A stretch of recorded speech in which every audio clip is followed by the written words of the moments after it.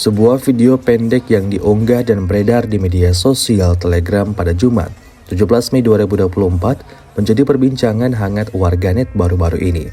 Pasalnya, dalam rekaman tersebut memperlihatkan detik-detik tentara Israel yang secara brutal menembak tanpa pandang bulu ke sebuah masjid di Gaza.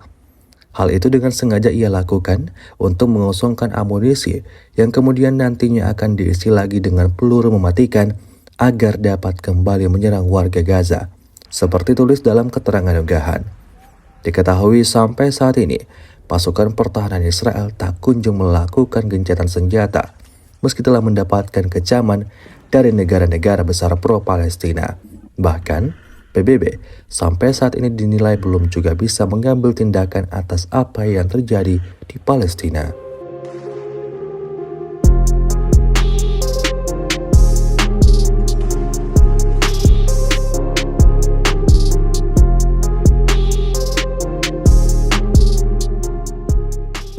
Download Tribun X sekarang, menghadirkan lokal menjadi Indonesia.